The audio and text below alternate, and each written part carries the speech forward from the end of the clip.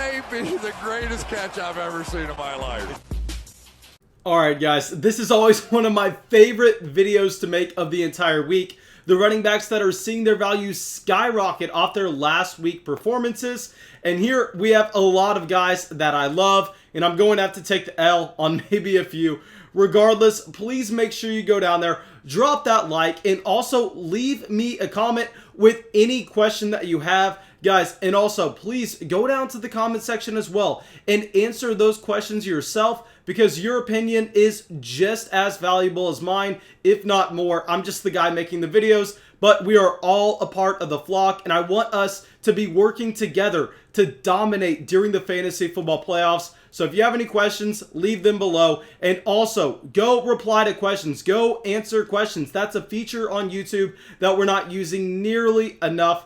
Regardless, let's get into this video now, and let's talk about these 5 skyrocketing running backs. And before we take some L's, let's jump into my favorite running back coming into the 2020 season. Someone y'all know I was so high on, Antonio Gibson. I mean, Antonio Gibson going out there on Thanksgiving. Everybody saw that game. Everybody is looking at exactly what we already knew Antonio Gibson had within him.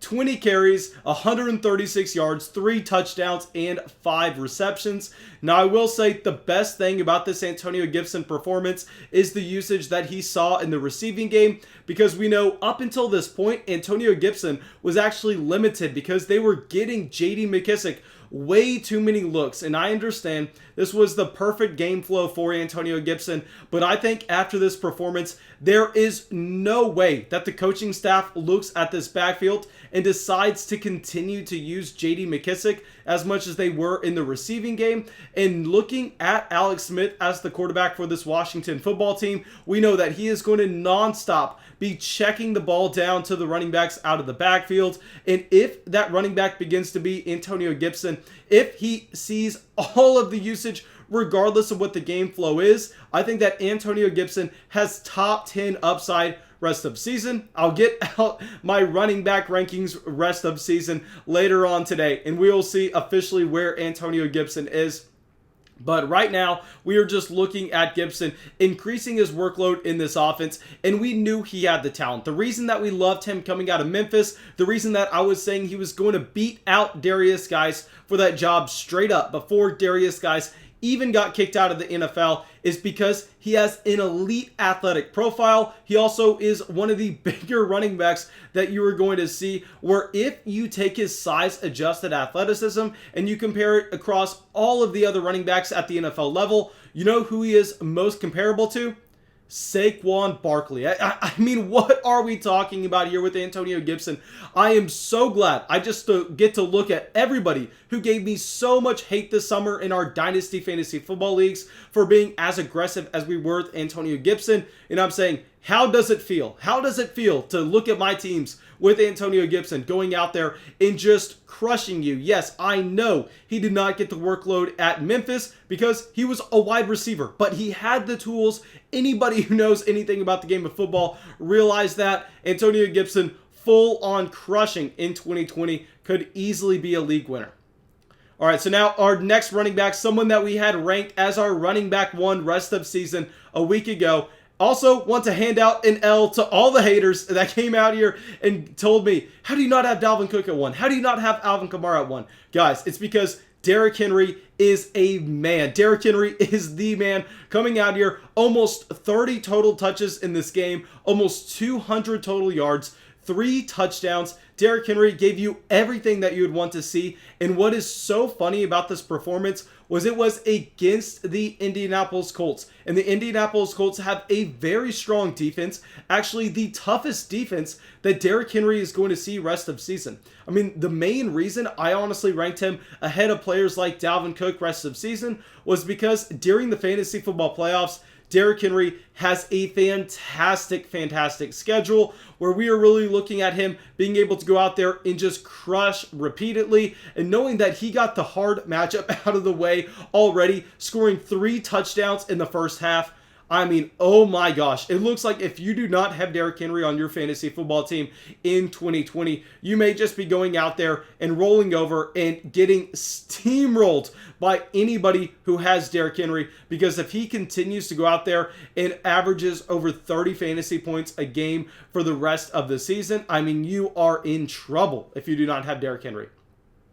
All right, so speaking of people taking L's, I'm going to have to take a massive, massive L on this next player, James Robinson. Y'all know over the past 2 weeks, I was actually saying that we were lower on James Robinson than most people. I was admitting, though, that James Robinson was one of the most talented running backs in the entire NFL. If you do some research, you look at him having a receiving and rushing profile so far through his rookie season that compares him to players like Le'Veon Bell, Marshall Faulk, and we know that both of those guys were Hall of Fame talents at their peak. Here with James Robinson, clearly he has the talent. Just the problem was I was not expecting the Jacksonville Jaguars to be able to move the ball down the football field. But what I will say with James Robinson is, honestly, it does not matter. James Robinson looks like he's a true outlier based on his talent profile, but more importantly, based on the fact that he is getting heavily utilized in the receiving game for this Jacksonville Jaguars offense, where they are repeatedly checking the ball down to him. I mean, seeing 5 receptions this past game,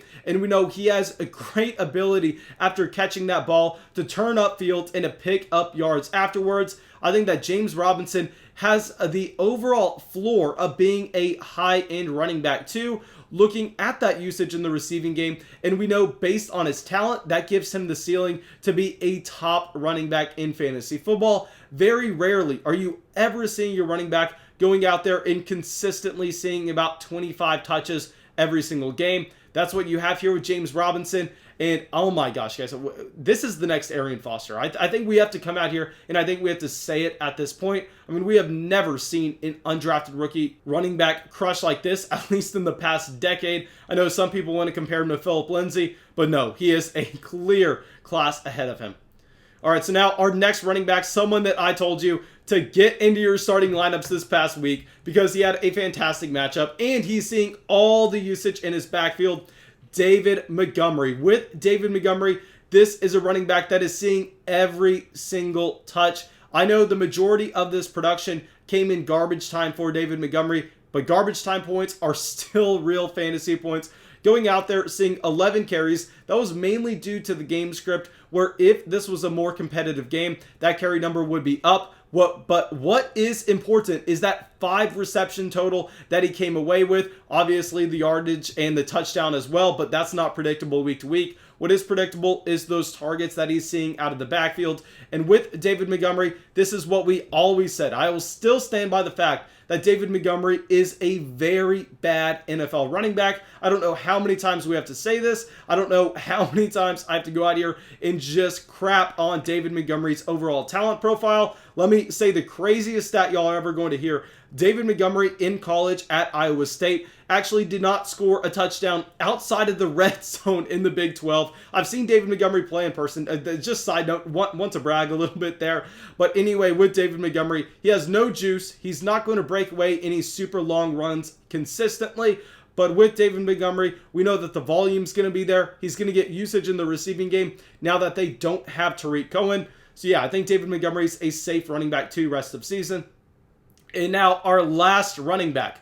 Now y'all know I took a full-on L with James Robinson. I'm coming out here, I'm saying that I was stupid. I did not know what I was talking about. Now our next running back, Nick Chubb, yes, his fantasy football value is rising fast. I will say it's not necessarily for the reason y'all assume it is though. Yes, he did get close to 20 carries this game. Yes, he did drop almost 200 total yards this game.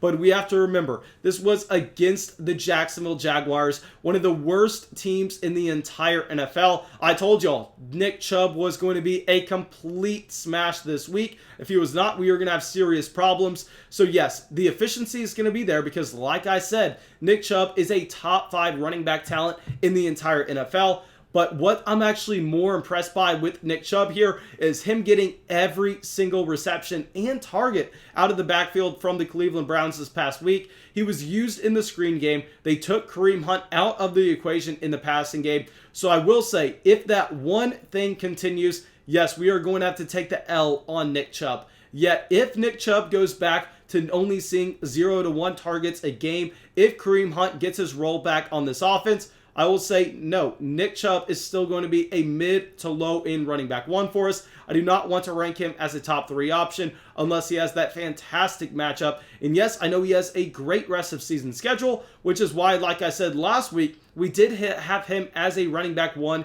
in our rest of season rankings. But I will say, I'm going to have to take a small L, not as big as the one with James Robinson, because James Robinson, I think, was honestly a bad process play by me. With Nick Chubb, I think the process is correct, unless we end up seeing Kareem Hunt get erased from this offense in the receiving game. Nick Chubb gets that role, and then we are going to have to officially take that L.